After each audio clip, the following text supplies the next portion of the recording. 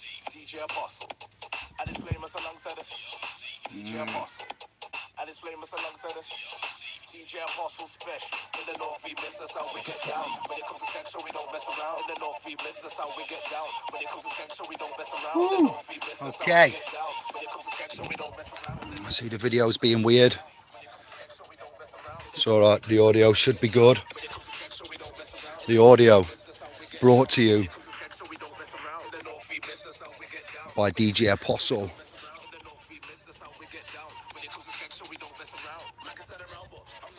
So we'll wait for the scribes to pick up the notification. Check out the thumbnail. I've been all over the shop, but there's a camera. I've been taking Anne-Marie various places, and this morning we went back to visit the burial site of a late father, and I was in the church grounds graveyard because of that trip. So here come the synchronicities in line with where I am, what I'm doing, what I'm going to read out to you, and where we're at. The next thing is that's where the thumbnail come from, quite by accident, quite by chance. I thought I'd use it because it depicts 3 Jesuses are in the picture, the magic 3 number. Okay, then we got over here, you know, we got, where is she? We got Lily. There's Lily there. She's very nice. Before we get into what goats are like and things, you know, how horrible they are and our perceptions of them. Hello, Lily. I'd like to come and give you a stroke and say hello. She gives me kisses. Don't eat the phone. Lily, look, she just wants to lick everything. Here's kisses. Oh, look at that.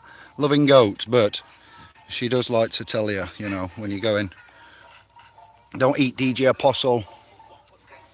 That's UK bassline, that. It's a good vibe. I'm playing this non-copyrighted, trills, agents, and it's DJ Apostle, alright? I was looking through music and I thought, what can I play? DJ Apostle. If you haven't heard of UK bassline, that's what you've got accompanying. It's non-copyright. Going out to the Midlands. There's the other bit of the scenery there. So setting the scene for YouTube, alright fam. Self-initiates. The Midlands, the bassline movement, wow, big part of my life. The sound, the frequency, love, self-governing artists, self-promoting, quite cutthroat, to be fair. This industry, that industry. So I'm going to put that to one side. I've got 28 pages to read you. I'm going to go in the back of the van, look, classy. Live and direct. I'm going to put you over there. Let me see if we got systems on. You're reading straight from the screen, no printers.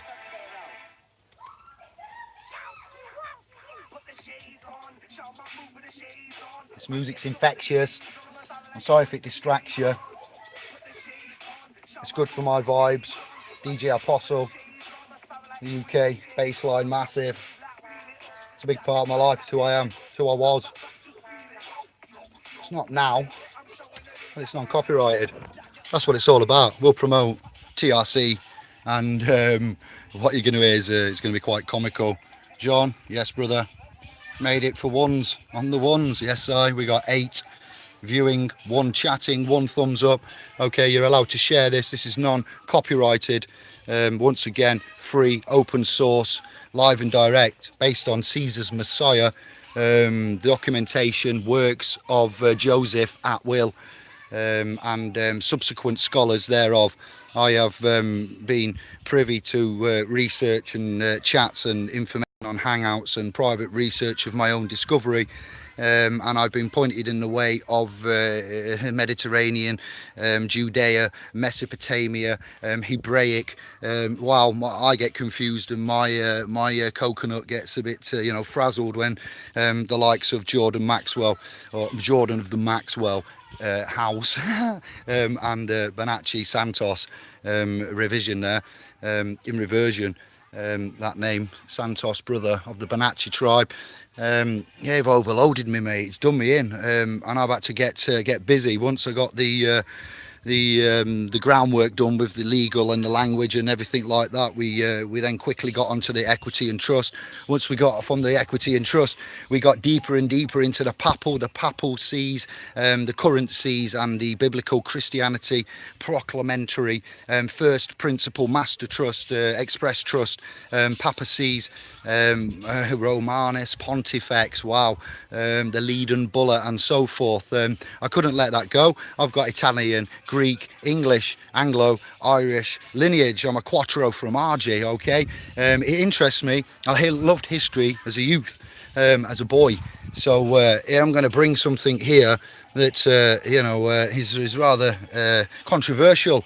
But in 2019, in this landmass Magyar where I am, and also over in the United Kingdom, as it is known publicly, financially, and with full liability thereof, the United Kingdom, Britain, England, and so forth, we are in the brown smelly stuff. I don't have much hope in anything anymore. To be fair, I'm not being negative and pessimistic and dark and whatever. What I'm saying is, we've been very privy to certain avenues of research, and yes, full disclosure needs to be had. Okay, it needs to be done. It's a long time overdue, and there are some bits that you might need to get. If you're on the replay, you'll have the luxury of being able to pause and get this, and if you're live and direct, then do the best you can. For this study and to assist your learning journey, you will need to try and locate copies of Testament, the New Testament, the Greek Testament, a Bible dictionary, an Anglo-Saxon dictionary, an English dictionary, an Oxford, things like that, a Black's Law 148, something like that. We have assets playing in the next door. Our princesses are out next door playing. They were dressing the horse earlier, and they put a little thing on the goat. It was quite cute. I've had to wait for a window of time to get this out. So after this, I'm going to do what Tinchy Strider did and pass out. So those are the publications of which you might want to get for referencing purposes. You're going to go on this journey yourself, all right? You're going to take yourself on this. You're going to initially hear it from me and from the examinations of the research of what I've done. This is not all my work. I do not claim anything on this work. I'm presenting it as the last part of man's key competence, all right? Man's key competence. Just making a video, ladies. We all right. You can come out. It's your garden. Come out and share. We're all good. You want to come out? Don't worry. Yeah? Alright. Yeah, it's family. You've got to pause for family, haven't you? It's part of your man's key competence with regards to the foundation, education that we've embarked on. I have tried to jazz that up a bit. It's called a Masters, Guild there. A self-initiate. We've kind of dipped into the Hermeticism there. So the self-initiate ones of you can get into that. Easy life. Wow, it's all going off. Hang on.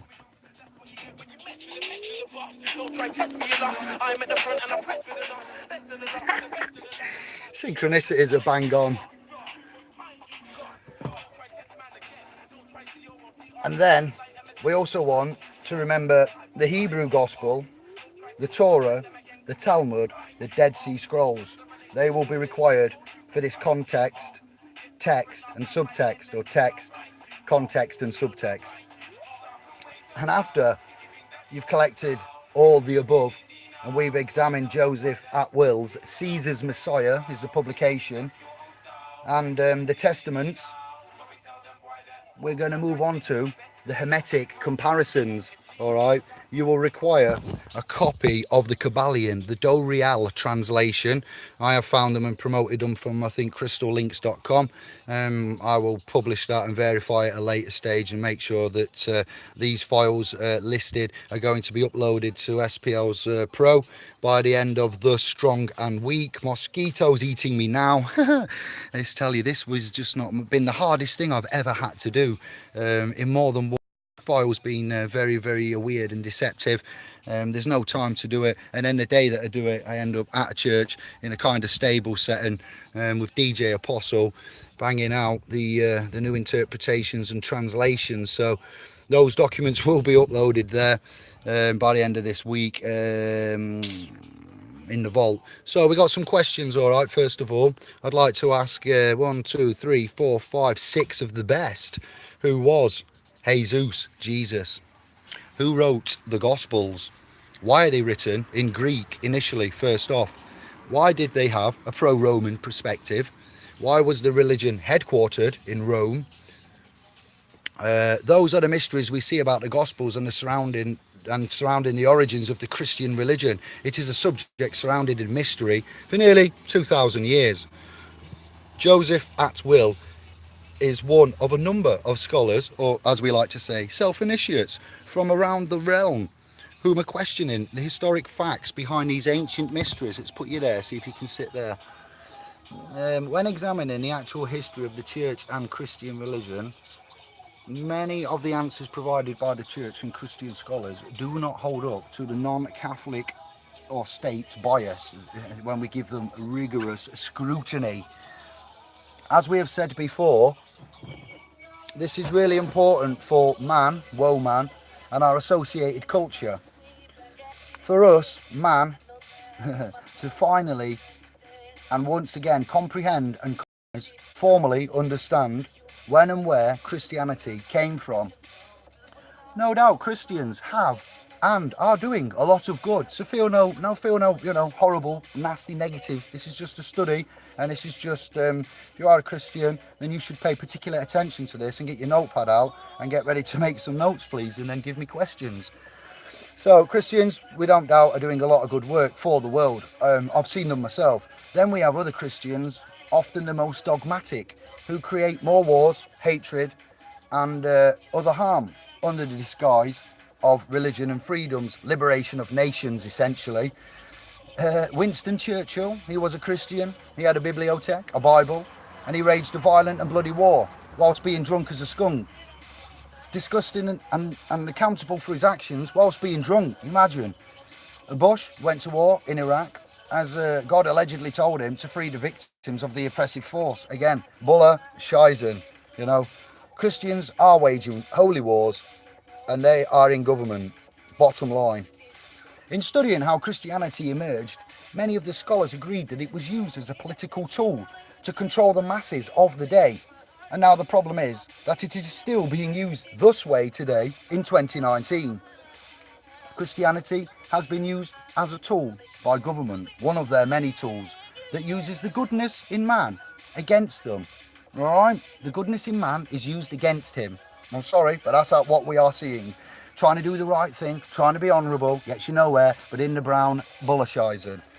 Support for the wars in the Middle East has been preached to evangelical Christians as a way to speed up the end of days concept. This is just one example of the way the propaganda is used to control and manipulate the populace. According to studies of the ancient texts, the second coming of Christ has already occurred. Bombshell number 1, Bumshanker. Do you want to know when and where? Okay, myself initiates and fam.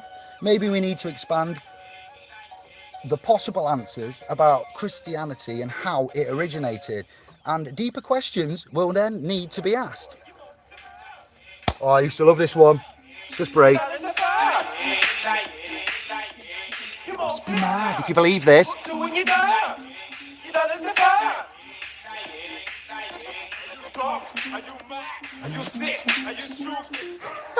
Violence. Sorry.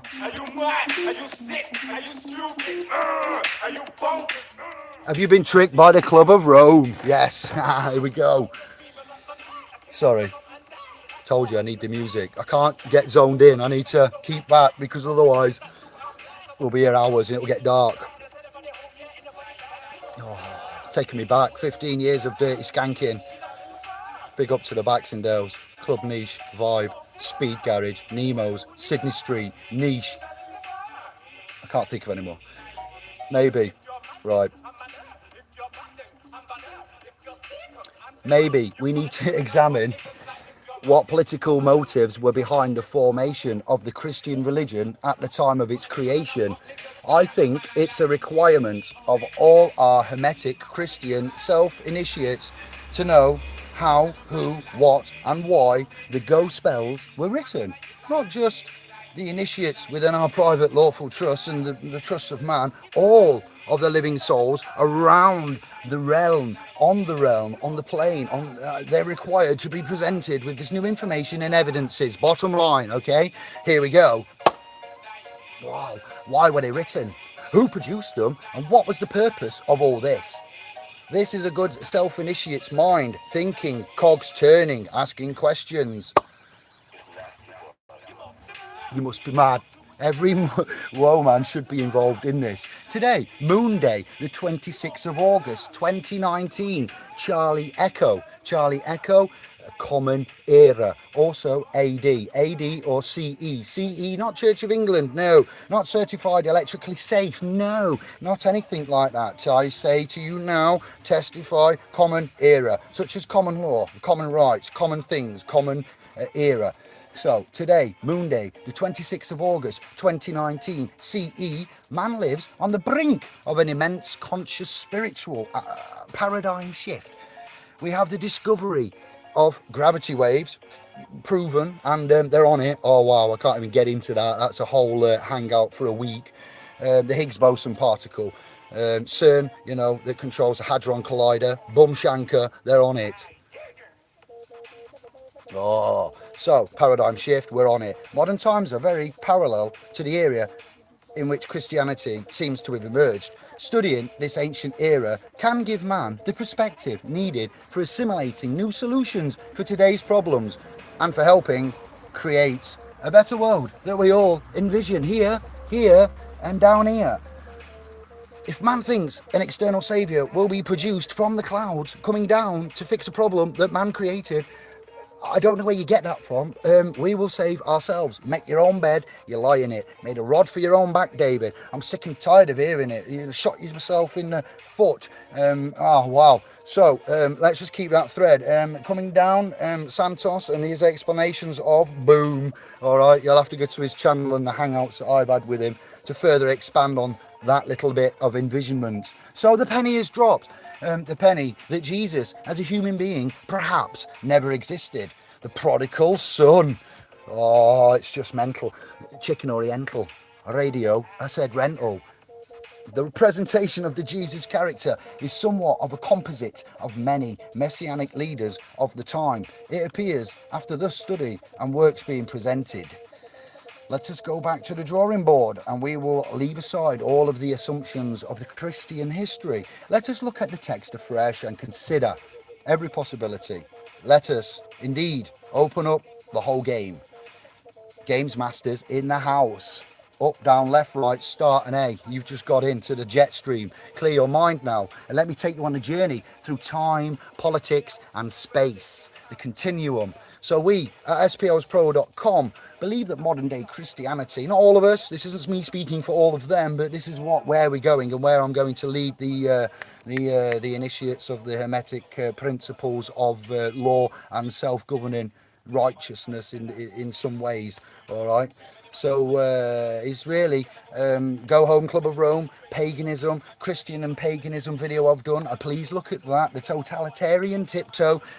So I go again. We at SPL's Pro, I David, believe that indeed modern day Christianity is really paganism masquerading by a different name within this thus divided Club of Rome. In 2019, it indeed feels obvious that something is very, very wrong within our towns, ships and lives. Some of us have and are saying that this character, Jesus, Emmanuel, the Messiah, etc., was a sun god turned into a Jewish man. The Zeitgeist, for one, promoted thus upon its initial release. Hello?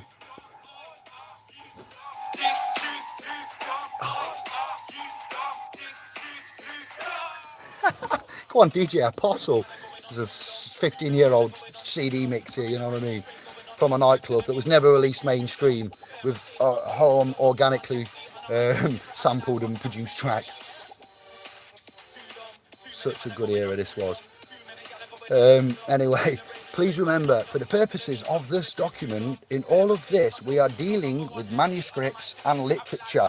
We aren't dealing with history, okay? My scribes and initiates, stay with me, fam. The answer is, you need to know, I've looked, and there is no history to this character, Jesus. It's entirely, seemingly, a little... Flip the script. He just said, flip the script, another synchronicity.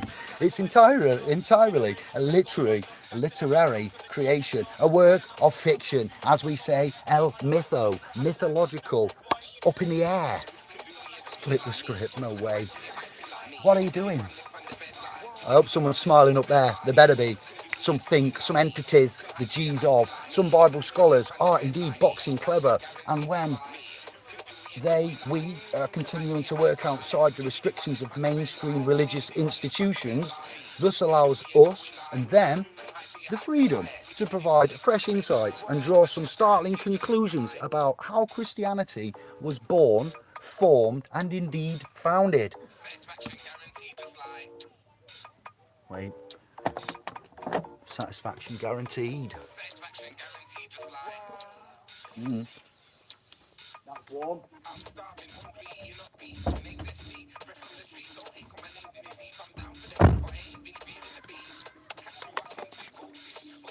We have read and found a number of books on the subject.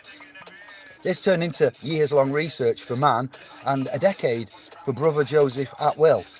The key was found in the Dead Sea Scrolls, the only Jewish literature ever discovered from the 1st century AD, or now, as you know, CE, the Common Era, the time that Jesus would have been preaching among the Jews according to Joseph Atwill. Characters in the Dead Sea Scrolls are militaristic, and you can see that this movement wanted to push the foreigners out of Israel because it seems and appears they were indeed fundamentalists. Where the characters in the Gospel are different, they seem to be pacifistic. They often turn the other cheek, for want of a better terminology. They are giving to Caesar what is Caesar's. So how then did a movement like Christianity come to exist in a region that was occupied by Roman soldiers? Let's go and find out. And by the way, which had Jewish zealots within it that were going to push the Romans out. All right then, how is that going to be possible? If you study the other two major works of that era, the New Testament and Wars of the Jews by Josephus, whom was a Roman court historian, that's who he was, whom described the war between the Romans and the Jews in the 1st century. While reading these works side by side, you can notice an amazing connection between them. Alright, what might that be, I hear you say? Certain events from the ministry of Jesus seem to be closely parallel episodes from the military campaign of Roman Caesar. Now, Caesar's not a man. Caesar's a title, all right, like Lord, Mr, Miss, God, such things. I don't know, that's the name, Lord title, split title.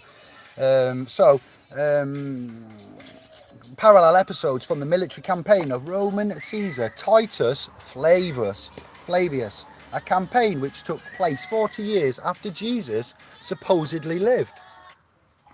Our efforts to understand these connections have now led man to an incredible discovery.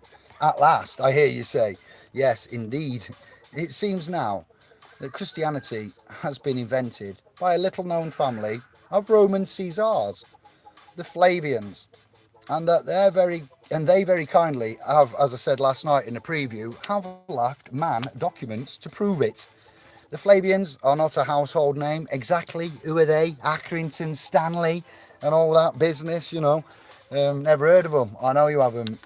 Hi, I'm Barry Scott. You've heard of him, haven't you? What? Yeah, I won't say the brand name. Ching. Sorry. That's how we roll with this. Got to shock you sometimes and put you there, right there, you know. Are you there?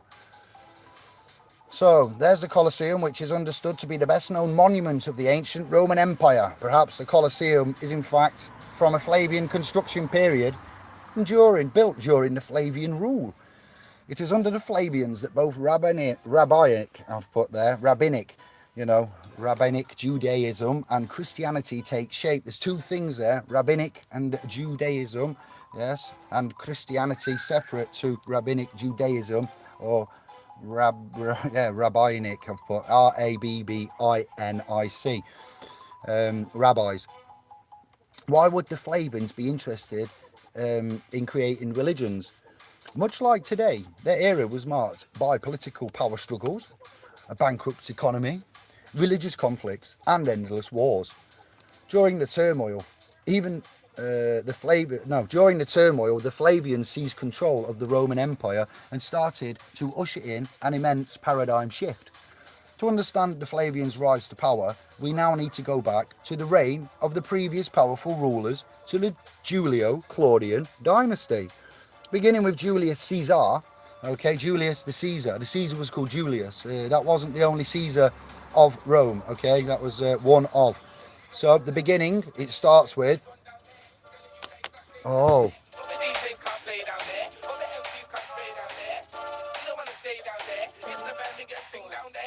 shout going to Birmingham.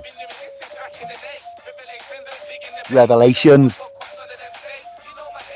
It's a revelation, another synchronicity.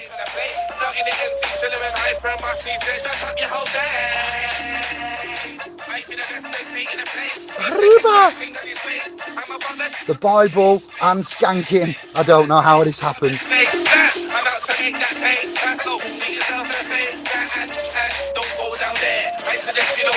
Rome.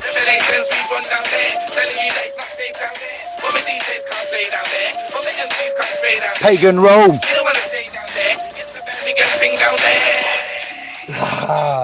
See what I mean?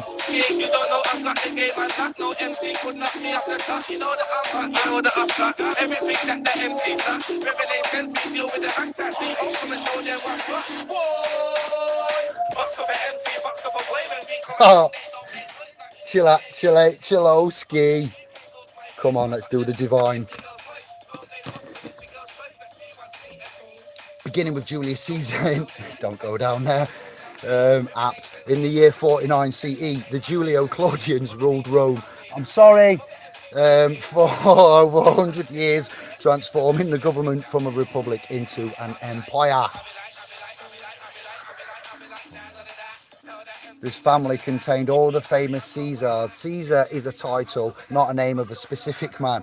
Julius Caesar, who predated the time of Jesus Augustus, who was Caesar at the time of Jesus' supposed birth, and Tiberius, who ruled during Jesus' supposed death. You just move it because I got a bit of glare on the screen. Followed by the infamous Caligula. That was Santos. I went, what? Hold up, rewind, bow selector. Who? Caligula? Calligraphy, Caligula, then Claudius, and ending the Julio-Claudian dynasty with Nero, whose reign begins in 54 CE. The Julio-Claudians enjoyed a godlike status, to be fair, until the family degenerated so much and began to damage the Roman Empire. Sound familiar? By the time of Nero, his famous decadence was, what do you think it was? Bankrupting the Roman Empire, of course. It's like a crackhead gone loose, you know, basically in control of the empire, and it's like, what? Okay then. So the Jews of Judea, what do you think they did? They were staging a huge rebellion against their Roman rulers. Judea, it was one of the many conquered provinces that made up the Roman Empire. This region, which is also known as Palestine. We love you, Palestine. I'm so sorry about the shit you're going through. You've got no identity. You have your thumb mark, and it's coming back to you. So, with that in mind, it was controlled by a family that served as Rome's greedy tax collectors. They were known as the Herods. That ring a bell, anybody? The Herods, King Herods and so forth. They were a Greco-Arab family, somewhat Judaized through, though only Judaized when it was convenient to please the subjects that were given, who were putting, power in Palestine and destroyed the previous Jewish ruling. The family there, the Maccabean family, they destroyed them root and stalk. When we say that, lock, stock, 2 smoking barrels, done, dusted, goodbye, history, smoked them. Besides being heavily taxed and ruled by a non-Jewish family, placed into power by Rome, the Jews were further inflamed by the requirement that a statue of Caesar is to be placed for worship in every temple throughout the empire. In the Roman Empire, you could pretty much have any god you wanted, but legally, okay, there you go, legally, that's going back how long? What? There we go, make a note of that. You had to submit, you had to tap out, I submit to the emperor as god, and as well, you had to at least acknowledge that the Roman leader was also some kind of divine figure there, what? Okay, subservient he wanted you to be. The Jews, they would have none of it, okay, that's as we find it. If you're a Jew and you're a modern day Jewish faith, Semiticism, anti-Semitism, not from me, no claim there, okay? Carrying on, love for all the fam. In fact, I'm kind of defending you here if you're of that way, so please bear with. As it is fundamental to Jewish belief that you shall not make any graven images. Ringing it, you know. Boy better know. Oh yeah, we better know. Man better know. Skepta. Remix. It is one of the commandments given at Mount Sinai by God. As we said, Abraham, covenants, commandments, coming down, breaking them, first man to break the law. The Jews never made representations of God as far as we can see, all right? Never. No white man on anything, no beard, no cloud, no nothing. The Jews have a very different type of religion. Very Torah and Talmud, okay? That's why I said at the beginning, coming back through. They had a religion which was more focused on the book and less focused upon cultic statues. This presented a real problem for the Romans, of course. You know, well, these people are made of substance. What? Substance? What's that? Yes, exactly. It's been a while since we've encountered that. When was the last time we encountered substance? Constantine? Oh, my days. Sorry. This presented a real problem for the Romans. They tried to install statues of Caesar, but the Jews were not going to buy any of that at all. Like, well, hey, in fact, it aggravated them. It enraged them. The Romans did not really understand this. What? I don't know. It's not statues, it's books. The books contained what are known as the Jewish messianic prophecies. Again, Santos, Jordan Maxwell, 4 in the morning, and the Doriel and Joseph Atwill and other scholars. The thing that seems to have made the Jews revolt against Rome was an obscure prophecy from among their writings that a world ruler would come out of Palestine. Holy books inspired the Jews to expect a redeemer, not a reindeer, a redeemer, who would redeem Israel. And redeeming is like, as well as, would you like to redeem your coupon, your voucher, and rescue Israel, restore Israel to power and leadership in the world, the Messiah. What the literature described was a warrior.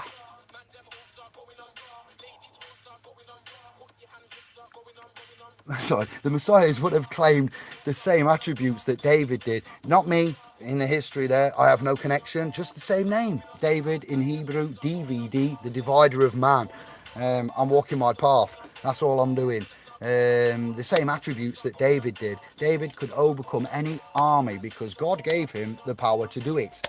And see here, if you have or had bestowed upon thee, thou, the power of said God, then, well, woe man could easily defeat any Roman army. Oh, it's a sure done thing.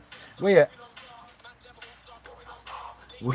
SPLspro.com are giving you there, womb man, self-initiate, scribes, family, tribes, all of it, the armour of God to indeed adorn, so you can defend against the Club of Rome's claims by their ignorant and aggressive, unlawful, bully agents, officers, and etc.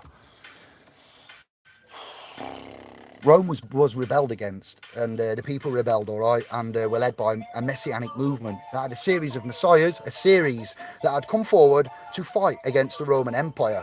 The Hebrew word Messiah is translated into Greek as not Nasty Boy, as Christos. Shout going out to Nasty Boy for his skanking bassline beats though.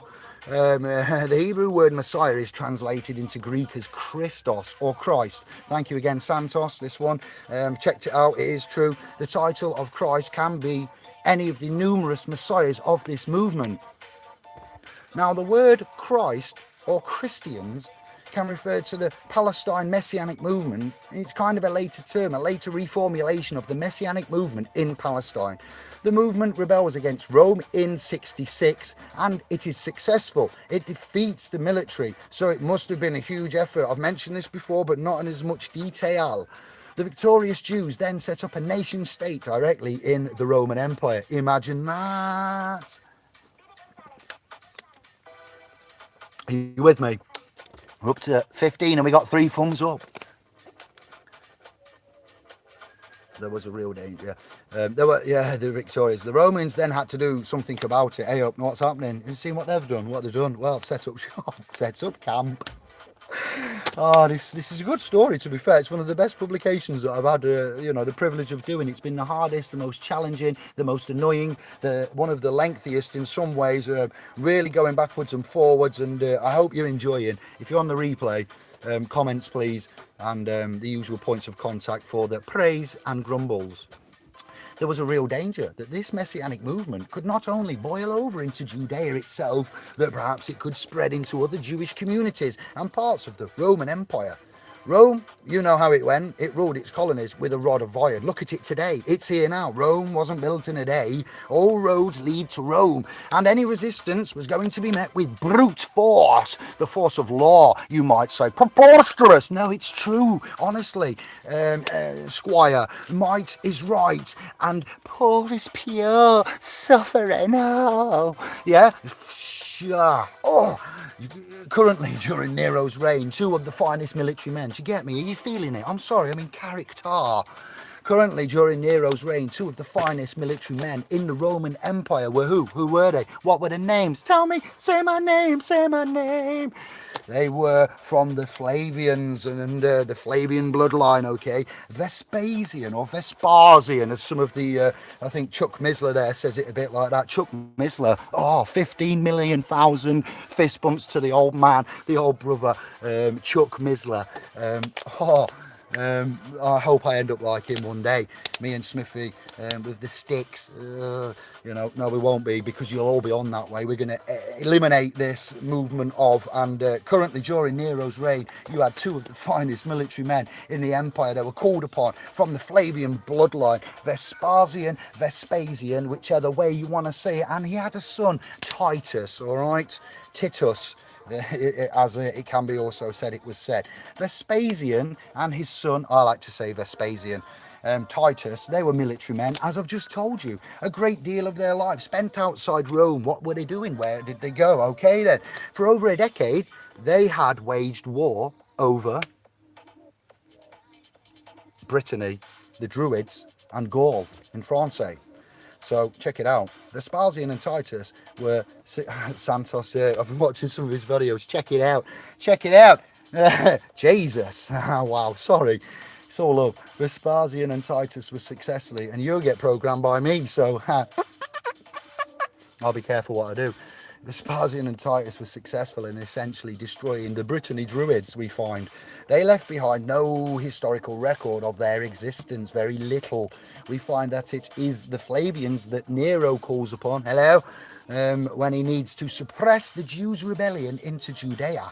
Nero responded by asking his best general, Vespasian, and his son Titus to go into Judea with a huge army, 60 to 70,000 troops strong, and a similar number of support individuals. Okay, military support individuals of the similar number. We'll call that a cool 130,000. Man means business, all right? In them times, 130,000 man's organised, moving. Jeez Louise, you know what I mean? I'm depicting the scene here. This is no, what would we call it now? Some kind of paradise, some kind of utopia. This is some kind of like, well, I'm going to tell you in a bit. I'm building it up slowly. It is clear that they will indeed have meant business. The Romans, they came down to crush the rebellion. In the year 66, Common Era AD, the Flavians began their military campaign against the Jews. They started further north in an area called Galilee, where the first of 3 harem, that's Hungarian for 3, key events take place. 3 key events, Dave. Can you tell us, please? Of course I can. That's why I'm here. They destroy the Jewish towns of Galilee. They also capture the Jewish rebels, who later becomes a critical figure in the formulation of Christianity. This is where they captured one of the leaders of the rebellion, a Jew named Josephus Bar, B-A-R. London Temple, B-A-R. Just for later, Joseph Bar Matthias, Matthias. Now Joseph presented himself to the Flavians as a prophet. Also on this channel I've done a story about Daniel 2 and King Nebuchadnezzar. We are all over this inside, outside, and I'm so happy that it's finally sunk in. And to all the mans out there that have helped me do this to get to this point, I will mention you, I will credit you. This is going to be given away for free, and it's going to be spread far and wide if you choose to accept it. That is 3. The Jewish towns of Galilee also captured the rebels. Later becomes a critical figure in the formulation of Christianity. This is where they captured one of the leaders of the rebellion, a Jew named that guy there, Josephus Bar Matthias. He presented himself to the Flavians as a prophet. He survived, apparently, by telling Vespasian that the prophecies of the Jews indeed pointed out that Vespasian, or the man in that position, would become emperor. And of course, Vespasian later did go on to become emperor. He quite liked Josephus for pointing that out, as you can imagine. Oh, a bit of toenailing, He used him then later as a translator in his entourage. He used him to appeal to the rebels to surrender, apparently. At this juncture, Josephus became a turncoat, if want for a better word, and worked with the Flavians against the rebellion. Meanwhile, chaos is increasing back in Rome, where Nero's rule is being threatened. There's where the division comes and so forth, and it's just massive, it really is. In the year 68, the Senate, 68, the Senate, what? Congress, Senate, this is Star Wars, isn't it? This is later on in America. Senates aren't relevant, they're just American, aren't they? Just wanted to hang on those words, yeah? Madness. In the year 68, the Senate found the courage to depose Nero, and Nero committed suicide. In that circumstance, Vespasian was a prime candidate to become emperor. There's no R in Vespasian, so it's not Vespasian. It's just that others say Vespasian, and I'm choosing to say Vespasian, Nephilim, and Anunnaki, and Anunnaki, just trying to see the words, the flows, and the syllables, etc. In the middle of this war, despising return to Rome and seized the throne, the Flavians then became the imperial family. With Vespasian becoming the new Caesar in Rome, Titus stays behind on the battlefield. He stays behind on the battlefield and sets his sights on Jerusalem, where the other two key events take place. Titus encircles Jerusalem. I've told you about the wall and so forth and what happened and etc. Well, he's made a wall, and finally he raises the temple, leaving not one stone atop another. It took a while. They eventually had to bring on, starvation. Mosquitoes are eating me. Ay, ay, ay. Let me just get out of here. I'll calm that down there. I'll turn the music off for a minute. By building a wall, a barricading entirely enveloping the city. What happens, of course, is the temple in 70 is completely destroyed. It scared the Jews. Obviously, it was the ultimate calamity because, of course, this was the alleged house of God, and it was destroyed by the Romans quite thoroughly. I think you'll find when you go back through the archives and have a look at that. Unbelievable. What have we got here? Some more random sessions. No, just played that, I think. Let me go for this one, yeah. Mash up. Yes, I'm a DJ coming in fresh. Shall I do some of them like this? Rolling with the S, the P, the A, the R, the K, the S. Yes, I'm a DJ coming in fresh. I like it when the beat just kicks. It never goes. Pick up the wrist. Oh, Sparks and Fly. Bassline Sheffield remix from back in like 97, 2000. Infinity.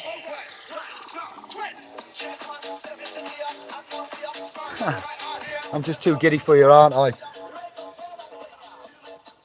they just destroyed it quite thoroughly. Back to the temple of being destruction. It's all right somber. I need to keep the flow, otherwise my mind. And Titus, of course, was the victor of that great siege. Titus carried the spoils of this capturing city back to Rome for his triumph. He took all of the treasures of the temple, including the famous 7-branch candlestick, the menorah, I believe. You can see on the Ark of Titus in Rome right now, today in 2019, it celebrates that tremendous victory. And Titus, of course, is the hero of the day, which is why there is an Ark of Titus in Rome right now. All of the artifacts from the temple that they seized. Nowadays, everybody wanna talk like they got something to say, but nothing comes out when they move their lips. Just a bunch of gibberish, and motherfuckers act like they forgot about Dre.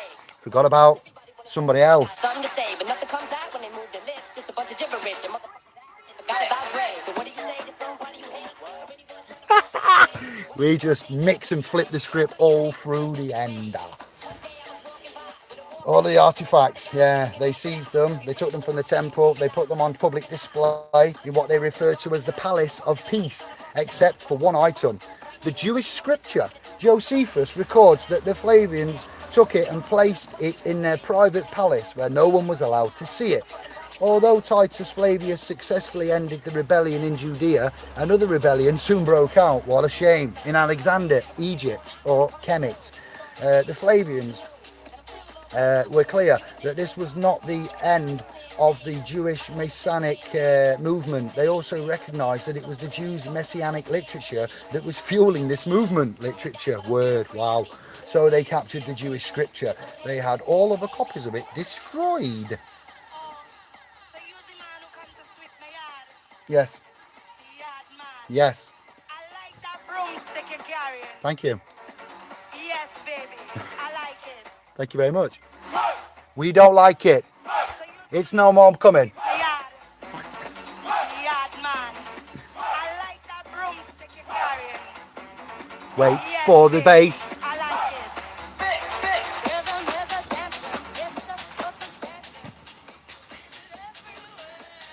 And the real voice of the Jews' Messianic movement, according to the scholars, it was violent and militaristic, not the pacifistic version depicted in the Gospels.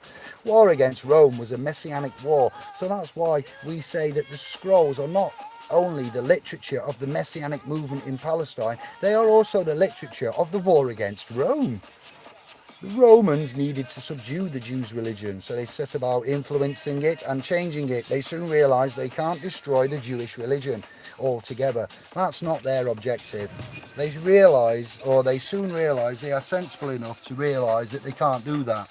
What you have to do is try to create a type of Judaism that is benign, and it's exactly coinciding with the rise of the Flavian dynasty is the arrival of two benign forms of Jewish ideology.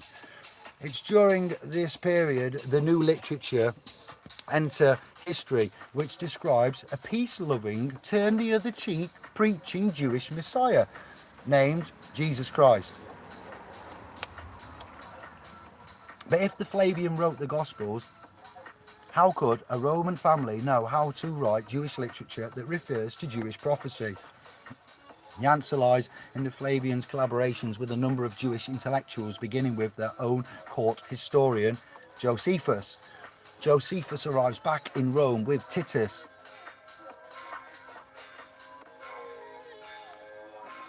Aye, aye. Time's that then. 6 p.m, 7 p.m. 6 for you, 7 for us. Shouldn't be long. Get off me. Those bells. There she blows. Alright. Trying to get something done here. Oh, and another bit of synchronicity. You can't see, can you? It says Arcos somewhere. Arch. Insane. Arcos.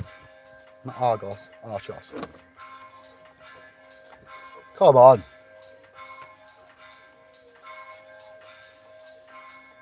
It's got to be more than 6, 7.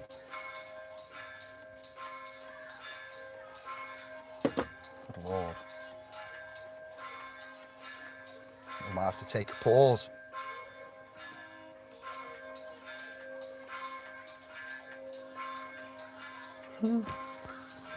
Just go and tell him to hurry up.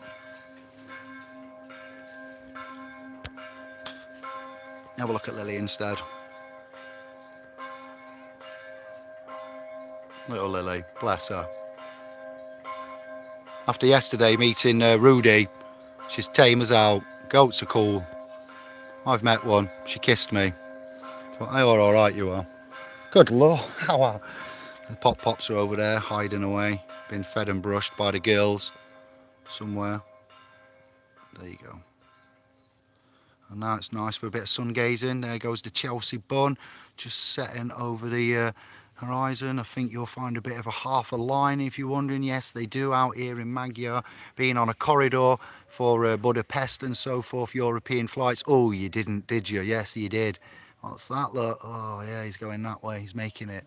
Oh, it stopped. It's actually, there's nothing there. It's actually just a half a line within the sky. Very shameful. You see, it's not got nothing to pin it to. There you go. Disgusting. That's gone straight through that one. It's gone through and come out the other side. Back to studies of such things. Thank you for that. Brief intermission. Bells. Where do we get to? Josephus arrives back in Rome with Titus.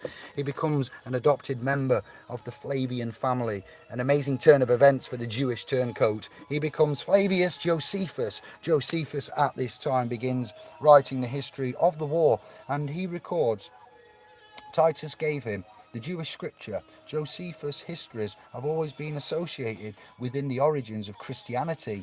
Time and time again, you can find parallels between what Josephus writes and what turns out in the Gospels. It's parallel evidence of their alleged true authors and origin. Whilst reading the works of Josephus side by side with the Gospels, God, I do go on forever, don't I? Scholars have noticed parallels within the two works. It appears as though the history of Josephus records events that fulfills the prophecies of the Old and New Testaments. If you've got them, you're going to find out. Early Christians understand this connection. In fact, when the Bible first began to be printed in the Middle Ages, it included the history of Josephus. Imagine that. Initially, Josephus was employed to write to the official history that we have. The other histories from this period have been destroyed ruthlessly by the Romans. Libraries have been burnt and so forth. Archaeological, crimes. Josephus tells us Josephus tells us in very chilling passages how the Romans exerted complete control of the literature at this period, where there were alternative histories of the Jewish war written. Imagine. What's going on here? I want to change the track. While the Romans rounded up writers of those histories and executed them, they rounded up all copies of those histories and destroyed them. That is to say, they ruthlessly wiped out any alternative history at all, and remaining the only history is written by Josephus. And let's remember who Josephus indeed was or is depicted in history. Chief propagandist of the Flavian dynasty, he was very successful. He moved back to Rome. He was given an apartment in the emperor's townhouse. He was appointed the chronicler of the Roman Jewish War, using Vespasian's own diaries of the events. All right. Also in the pages of this history, Josephus declares that the Jews' Messiah, or Christ, is none other than Flavius Vespasian and his dynastic family. Simply that there was a prophecy that a world ruler would come out of Palestine. He chose through this applied to one of their own. They were wrong in their, the Jews thought that this applied to one of their own. They were wrong in their interpretations. He used the most cynical interpretation. He applied it to the rise of the Roman Empire in Palestine. Josephus recorded that the messianic prophecies foresaw not a Jew, but the Vespasian and his dynasty. In fact, all the Flavian histories that recorded that the Flavian Caesar was the Christ. It was important to the Flavians that they can be seen as the Christ, as divine and godlike. Godlike, the bridge between God, monarchies, monarchs, archons, You know, all this was not mere vanity with Julio Claudians, or Claudians, I think it's Claudians, before they had already established that presenting themselves as gods was indeed a powerful tool in controlling the subjects. Imagine that, you know, doesn't take a genius to work out. When the Flavians took over the throne, they inherited enormous bureaucracy that was already in place, okay? The imperial cult, or the imperial death march, which was dedicated to promoting the idea of Caesars as gods, or Caesar as gods. Anybody whom's a Caesar will be classified as a god in the eyes of the Jews and the Romans. Another part of the puzzle is the Roman imperial cult. Why then, David, is it important?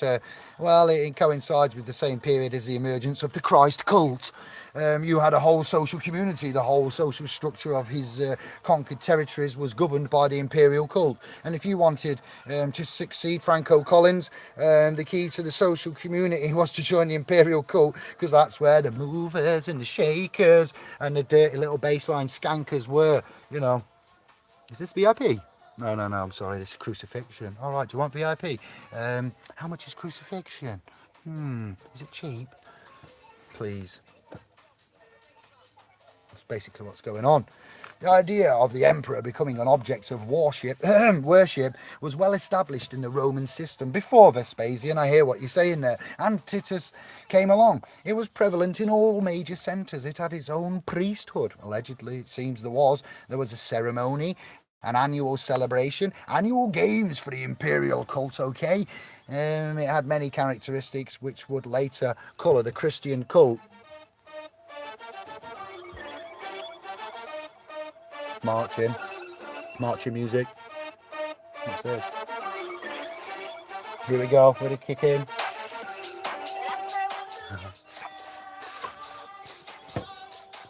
Just like the crossover. Baseline crew with a 4x4 dirty skanks. It grew in the same centres that made claims that were later transferred to Christ. The Julio Claudians had claimed that they were of divine descent, and of course they would, and legitimate power base was the Roman aristocracy, the Roman nobility, the black nobility, and I mentioned that before, okay, pennies dropping, hopefully the going in now, and it's you're clicking.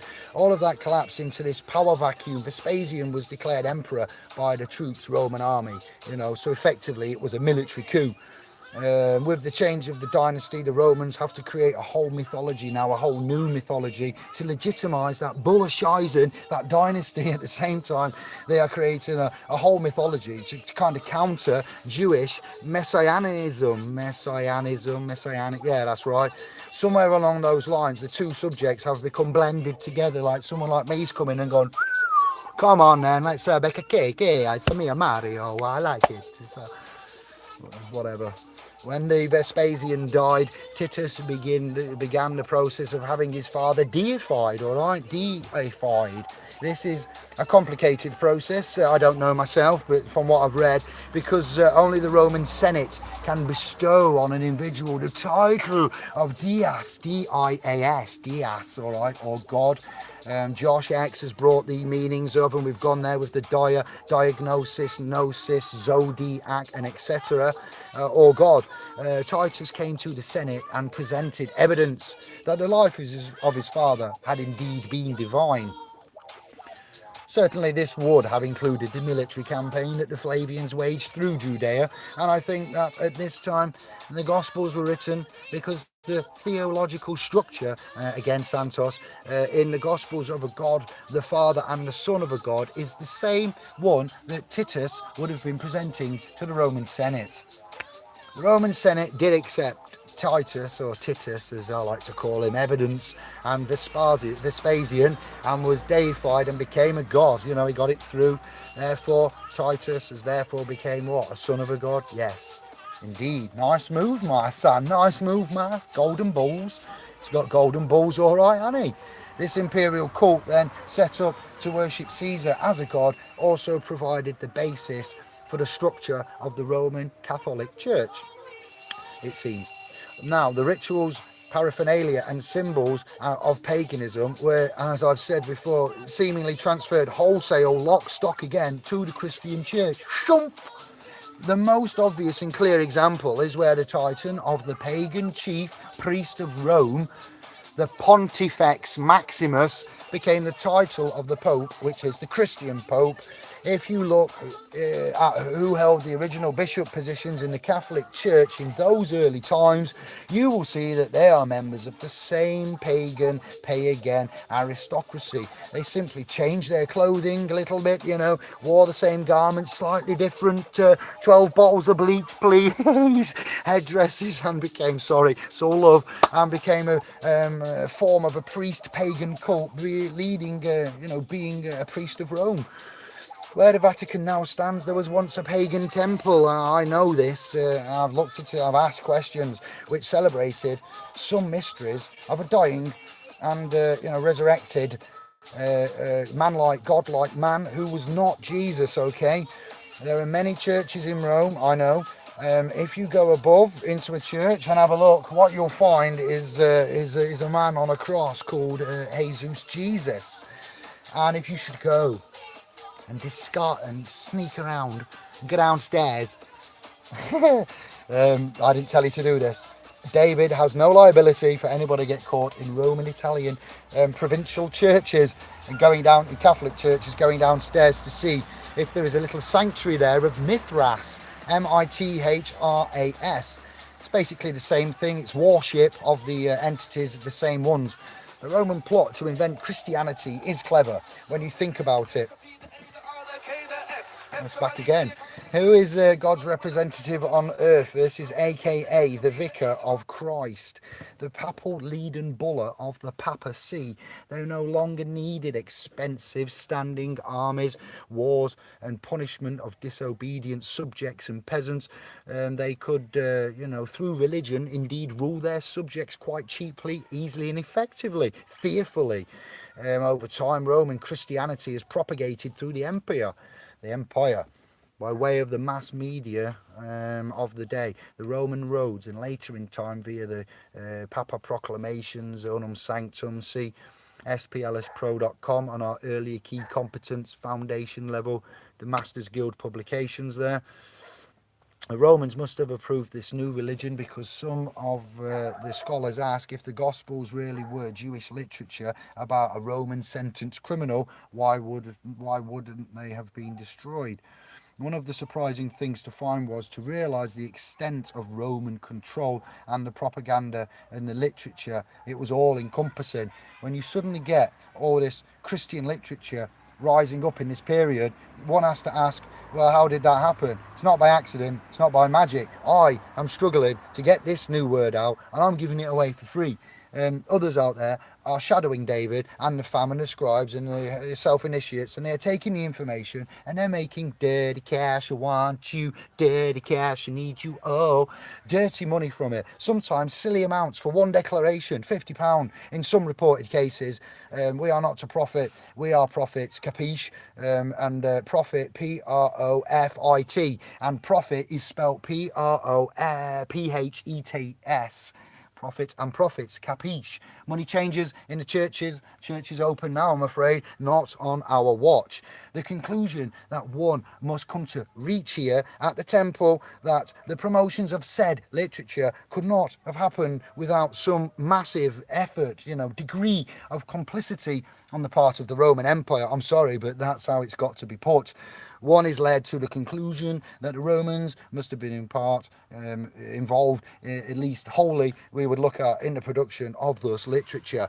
To produce and disseminate this literature was a huge undertaking, and the Flavians undoubtedly will have had collaborations.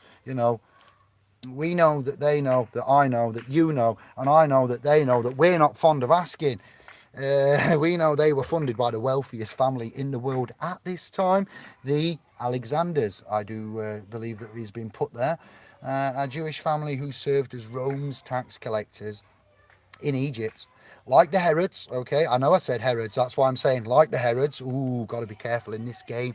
In Judea, the Alexanders had a strong motivation to keep the Jews' messianic movement from threatening their position of wealth and prosperity. Oh, the dad's out from next door. You just can't get a quiet moment. Come on. Dad's out, he likes to chat and stuff. It's not a bad thing, it's all good and love, but come with me. Let's go. This cannot be interrupted. Oh, doesn't matter. Come on, come on, come on. Let's go this way to the patch of. I'm going to miss this place when we go. We should all be living and habitating like this. Habit. I might put you on the grass. We might sit down by the pop-pops and the apple trees.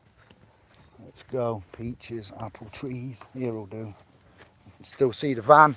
Come on. Live and direct. Where are we? We're here, look. That's where we are. Cover the camera, Dave, why don't you? Horses. Nice and quiet, but somebody will find me. Something will happen. Come on. See if the mouse works on the grass. Here's my mouse mat, everyone. What? Yes, Lily. All right, thank you. She says it don't work. Lily's just said she's tried it last week. It didn't work. What am I going to do? Lily. Useless. Like the Herods in Judea, the Alexanders had strong motivation to keep the Jews' messianic movement from threatening their position and indeed their wealth and prosperity. One of their family members was Philo of Alexandria, a famous Jewish Santos says it so easily, theologian, who was already writing works that combined the Jewish beliefs with the modern Greek and Roman pagan beliefs of the day. Many scholars agree that his writings form the basis for much of the philosophy of Christianity. In these pages there is practically every concept that you can find. He combined Greek philosophy and he combined it with Judaism. On top of that, he was from an extremely wealthy family. This is important, you know, as always, you have to follow the money when you're looking into major trends, paradigms, bankers, you know, such things as Rothschilds and that, what we saw with the Bank of England. If you look at his family, you know, it's just continuing on. We can reference and cite all of the where they are now from this day. If you look at this family, then you'll start seeing, well, this is interesting because now we're starting to come across the Flavian bloodlines again. His relatives were involved with the Flavians. That whole era is where you all want to look at very closely. Don't believe I or anybody else. You know, I've given you the pathway here for yourself. Immensely complex and long, and lots of grass on my keyboard. His relatives, yeah, look closely. For the Christian origins, it's from exactly this same circle of men, my USB, that you get the first signs of Christian ideology. And they all led to the rise of the Flavian dynasty. Another wealthy, influential character, Princess Bernice. She was the daughter of King Agrippa, Agrippa, the first, in Judea. She's the granddaughter of Herod the Great, a product of the Herod's intermarriage with conquered Jewish ruling messianic lineage. See Josephus, The Jewish War, 2.15.1. I thank you, Brother David.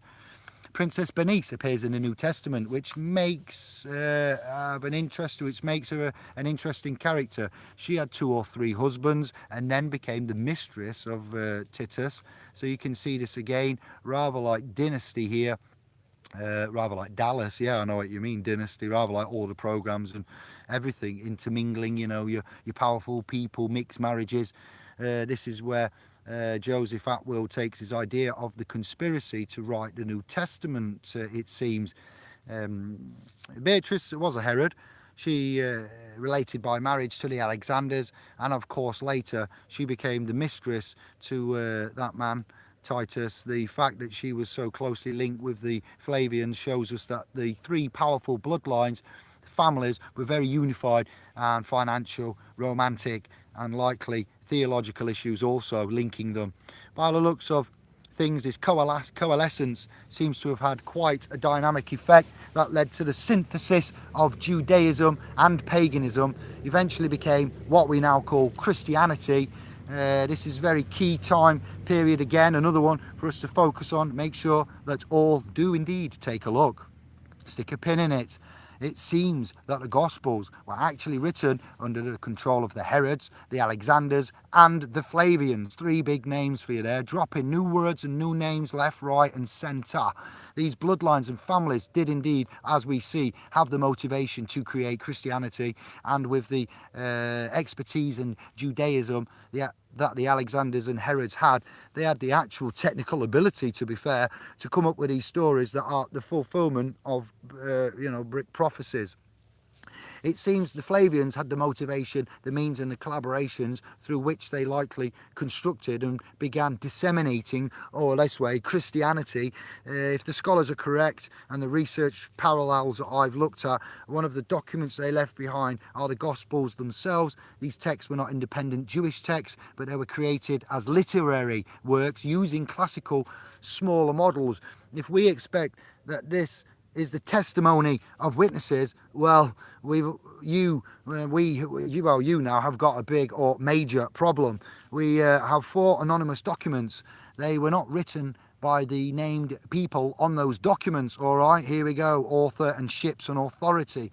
This is church tradition that the Gospels are so named according to Mark, according to Matthew, etc. Good faith, trust.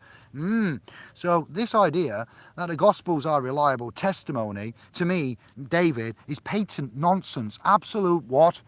Okay, there's only so far we can go, but why are the Gospels called gospel? Go spell. That is a critical question in itself. I've asked that to Smithy once on a hangout. The word gospel in Greek is evangelion. Santos, goddamn. And a video that I've taken excerpts from also mentioned this. Only Santos on one video has mentioned that the word gospel in Greek, evangelion, evangelion, and it means good news of a military victory. What?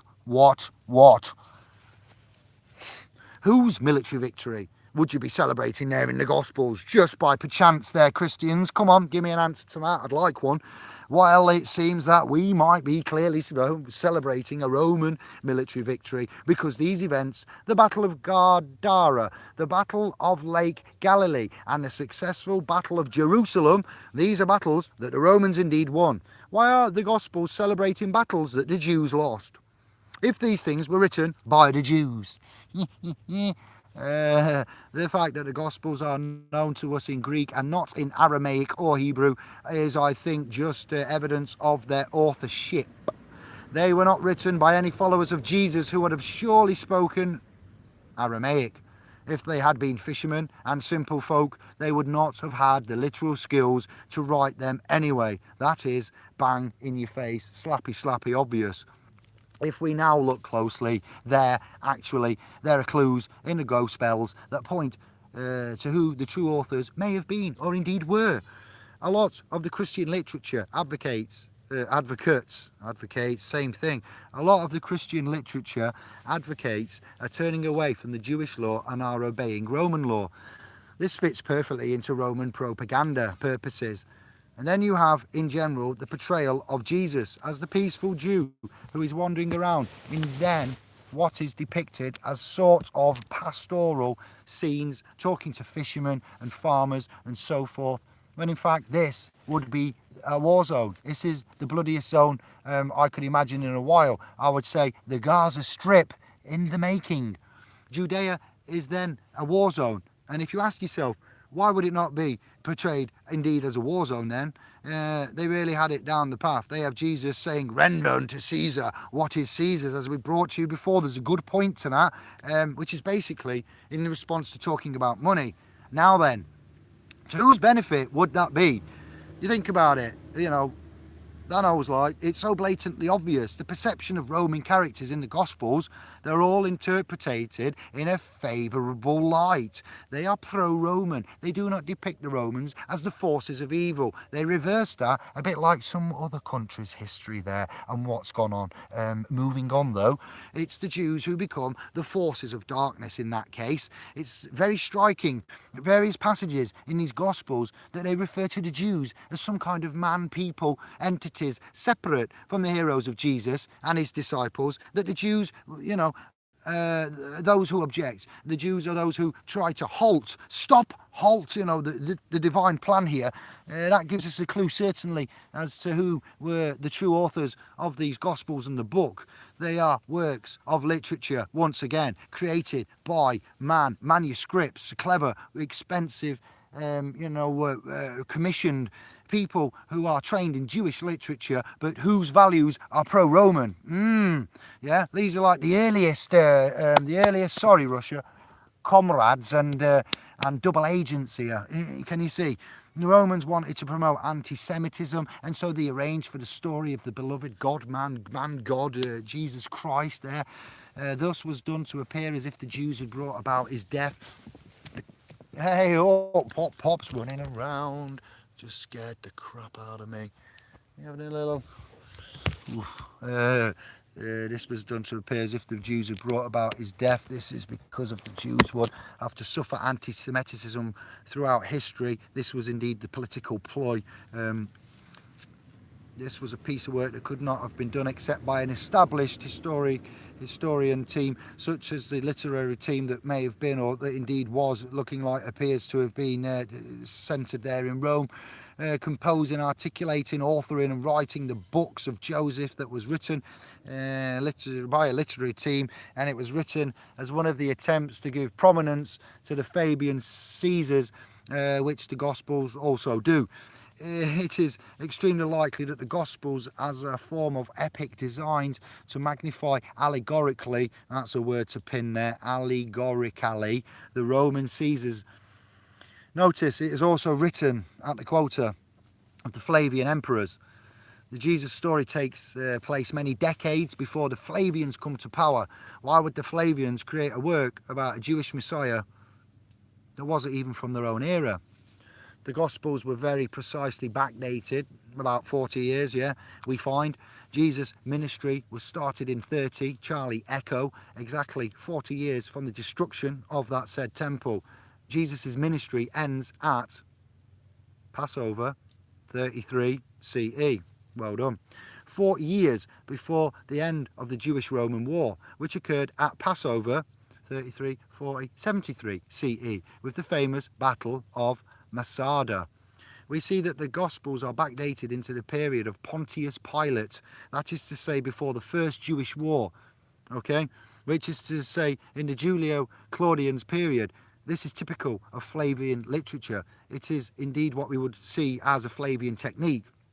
What they do is they backdate this story into the period of their enemies, namely the Julio-Claudians, and so generation after generation of Christian scholar and even secular, historians searching and researching. They go hunting in the Julio-Claudians dynasty for the origins of the Gospels, and they don't really find any answers there, do they? No, they don't. In the Gospels, you see there are allusions to the destruction of the temple, and the most reasonable answer to that is that these texts were written after the destruction of the temple. I have said earlier on, it is a book.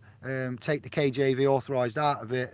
The Bible is written by a God there that seems to be out of time, that seems to be able to move through time and predict and say things, so forth and so on. Now you get why I've said that and how it's opening up for me, and I'm having pathways open through my expansion of. So we're all moving, grooving, editing, changing, backtracking a little bit, and that's for you here. What does all this add up to, David? Well, in our view, the thing that is most significant, and this was found by the research by Brother Joseph Atwill in his book Caesar's Messiah, which suggests that the Gospels were indeed created as works of Roman propaganda at the end of the Roman-Jewish War, the end of the reign of the Flavian emperors, that is Titus Caesar and Vespasian Caesar. Should you ever end up worshipping Jesus, which we all have done at some point, 90% of us, I would imagine, no, probably 70%, if 50-50 now even, wow, we'll keep adjusting, look, some of us will have. What you really end up doing is worshipping Caesar in disguise. Now, this may have been how the Flavians finally got the Jews to worship Caesar as a god by giving them Jesus Christ as a Messiah, more to the Romans' liking. Is there any actual history to this character? Where did he really come from? The mystery begins with his very name. In Greek, Jesus means saviour, and Christ means the Messiah. This doesn't strike us as something you would call a young child at all, ever, does it really? These two words, titles, are already important and used, afforded and established within Judaism before Jesus Christ supposedly existed. Major biblical figures to a Jewish Greek-speaking populace would already be called Christ. All right? Christ, yeah. Their times would already be acclimated to accepting this title. So it isn't just a unique name of a single person who suddenly popped up.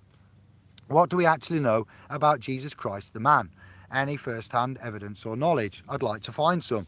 I don't think that this Jesus can be historically offended. I don't think that there's any evidence that we can extend to that particular Jesus. So when you set out to investigate the historical Jesus as opposed to the Christ of faith, you very abruptly, sharply, you will enter a void full of echoes and assumptions, all right?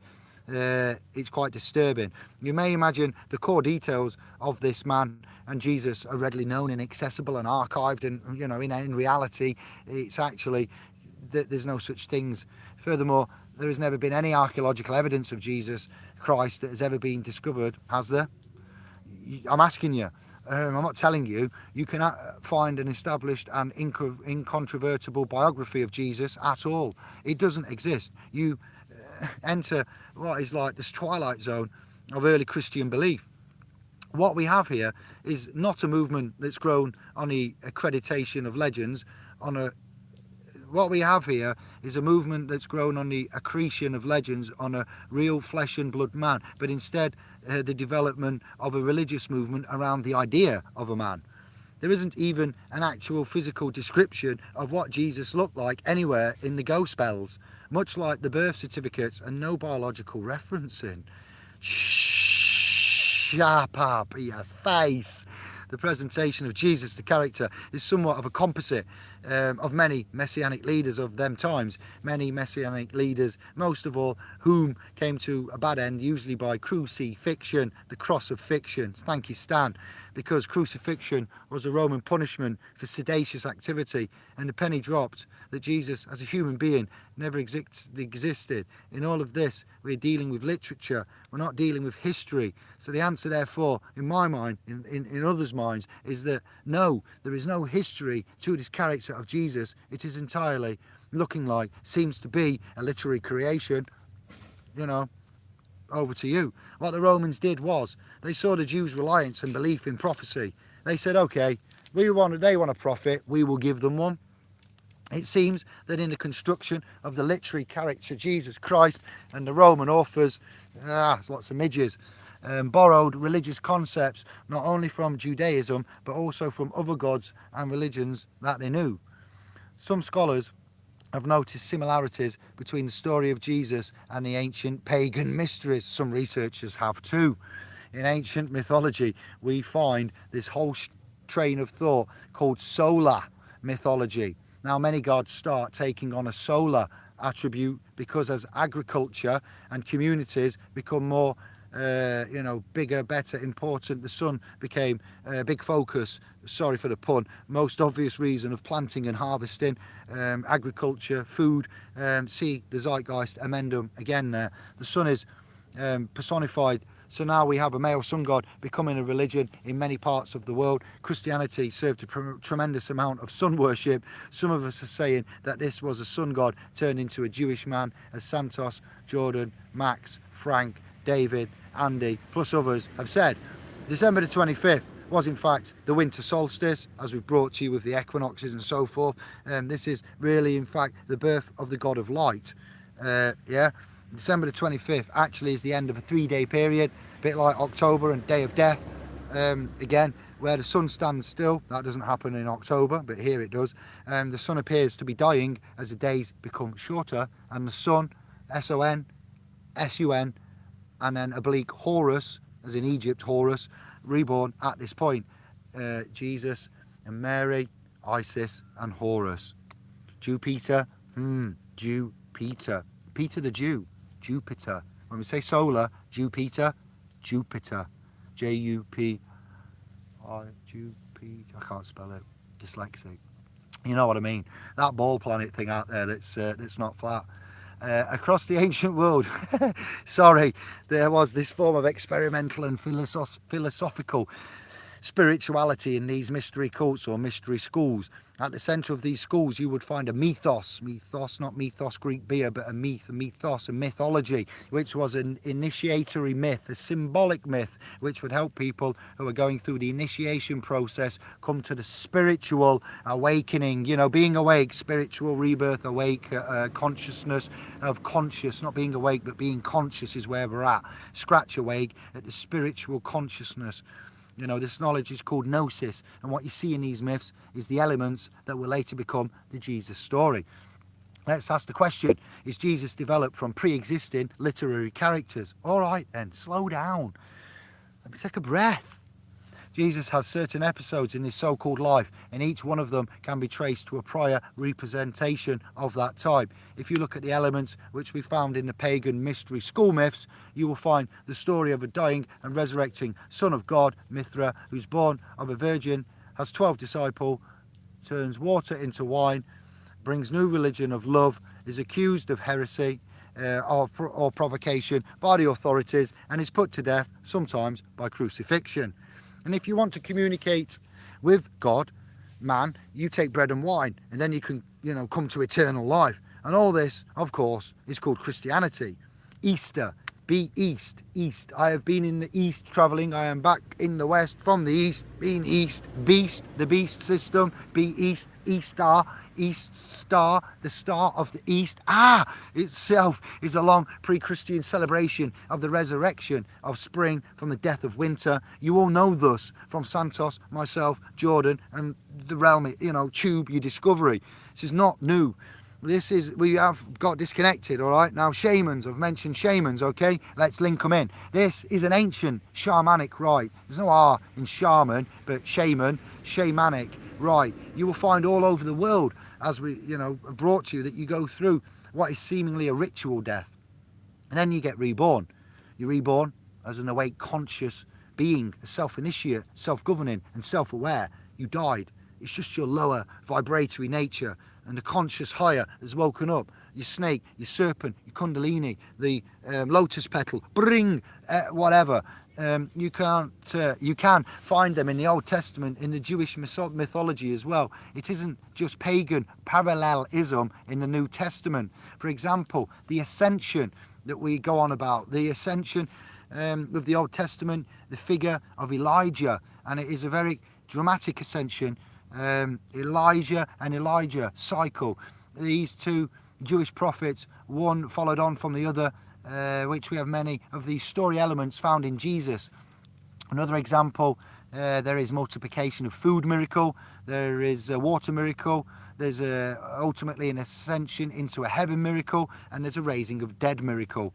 Is this fulfillment, or is this simply copying of a useful theme? You can see, yes, Lily, you can see they use the Old Testament characters and scriptures as a possible blueprint there to create this new one. Or maybe EWE cannot SEA yet. A lot of ethics, where are we? Page 17 of 29.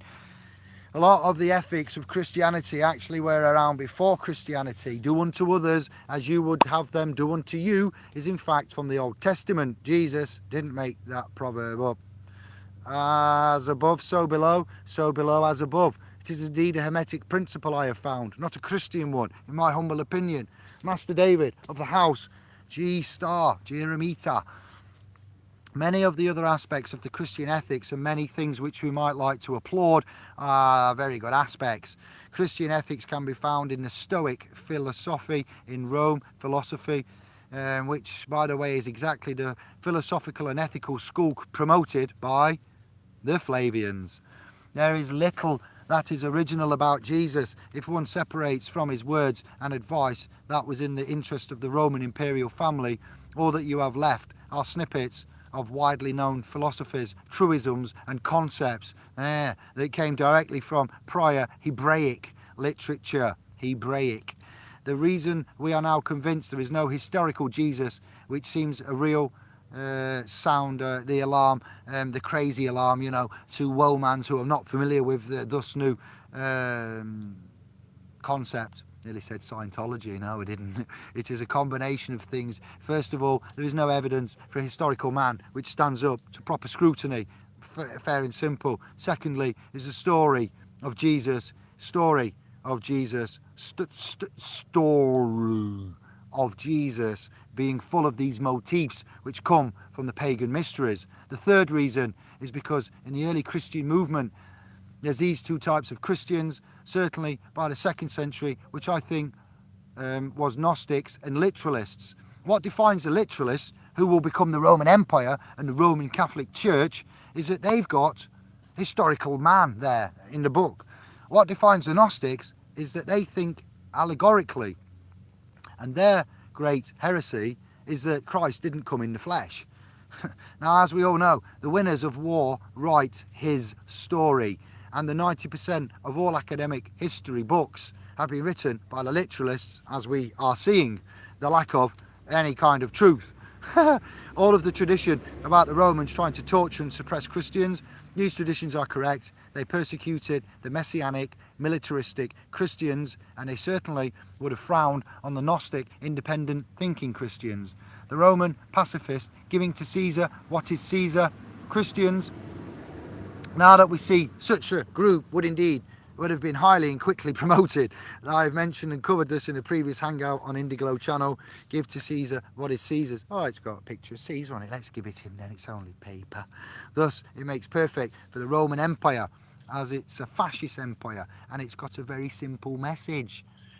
What's the message, I hear you say, Dave? Well, just believe. You don't have to transform.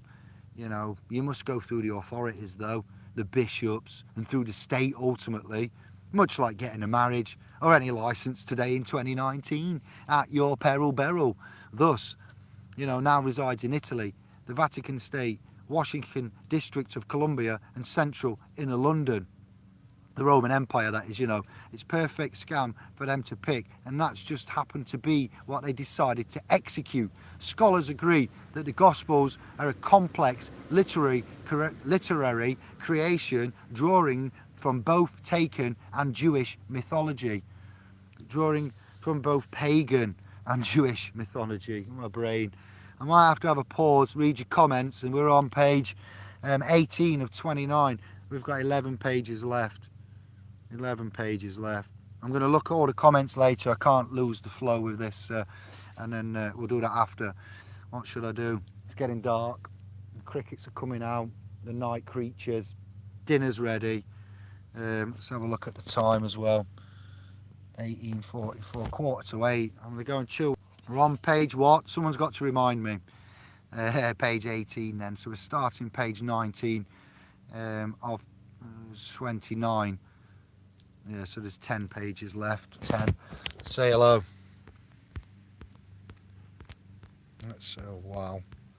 20 of you and 8 thumbs up. Well, thank you. If you enjoyed that, give us a thumbs up if you don't mind. John. Jesus. I want the blue pill. This is all too much. Aye. It's too hot for this. You're having a heat wave, are you yourselves over there on Anglo? Brilliant. So you won't mind a bit of a later cast when it's cooler. And we can chill out to that then, yeah. Alright, just checking. There's a little man on a tractor coming. Let's show him. He doesn't know I'm filming him. John, Jesus. Now we've got FPV. Yes, how we doing, brother? Easy. I give him a wave, you know. Enjoy that. It's your scenery. Enjoy that. It's your scenery. John, super leads, bit warm. Get fridge, get your ice pops out. It is, isn't it? Too warm. You'll be a nice golden colour then. Get some vitamin D. Rave on. Yes, to the tunes of Chef, East Midlands, Birmingham crew. John, super lead, Snafu. Yes, long time, Snafu. Hello. Super lead, Snafu. Yes, long time, Snafu. Hello. Good to see you there. Good to see you there. It's always good to see a scribe that you've actually physically met, fist bumped and had a chat with. I love you all, but when you meet up and say, easy now. Lots of comments, lots of links, okay, easy now. Lots of comments, lots of links, okay, yes, Snafu John, okay, yes, Snafu John, FPV, Jesus. Android, have you got anything to bump your gums about concerning Muhammad or Allah? Is this Jesus? No, yes, I have, 100%. We've got loads. I'm leading you down this for a reason. I have percent. We've got loads. I'm leading you down this for a reason. I have previously said Allah and Muhammad, the way out from all of this craziness, and what I'm going to give to you here, the works of all these men and years, is going to outline a great deal, and you can go back and compare. I will give you everything by the end of tonight that you need to know. All right, so thank you for that, Android Freedom. That's a very relevant and important question. Yes, I have got darker skinned brothers, family. Singh is king. Serge there, brother. Serge is a darker skinned brother. Jamaican, Turkish, Indian is a darker skinned brother. Jamaican, Turkish, Indian, Rasta, every colour, every credence. So we're on it. We're one family, as Mickey Finn said. John, yes. Anybody else I need to shout before we go? 22. If you share this first part, let the fam know, your fam know, if they're interested and they want to skim through if they've got time, then I'll be back with the other 10 pages to finish it off and put the nails in the coffin for the Club of Rome. Pagan Divided, current 2019, Babylon, Club of Rome. Yes, it's finishing. It's finishing, all right, and it's getting done in this kind of a way. Thank you for your comments. I will look at that. Just saw Eric, I think. Blessings. Thank you, Eric. I'm looking for names to shout, and then we'll reconvene later. So anything important, let me know. Trance, yes, but non-copyrighted. I can't find any. You find me any non-copyrighted trance music, then I'll play it, Jay. It's a shame. It really is. No, I haven't hit my head. You are all right, Eric. Genius. All right. Anybody else? You are all right, Eric. Genius. All right. Anybody else? So I'm gonna have to cover it. 2 points. 2.8 dropped in. Mushroom, easy now. Thank you. Oh, a donation. Thank you. What in the world now? Yes, indeed. Thank you for the kindness. I will buy myself, I don't know, some massive juice or something. Or myself, I don't know, some massive juice or something organic. I'll give it Yanka. There we go. I'll go to Yanka. She'll do some spons. What's that? Something big's just flew under my leg, probably up my short leg. Aye. Not funny out here. Flying things are like. Not funny out here. Flying things are like bullets. You don't want your tiny shorts on, sat on the grass and something going up there, let me tell you. Albert, how do? Yes, good to see you. John, I'm starving, I need some food, fam.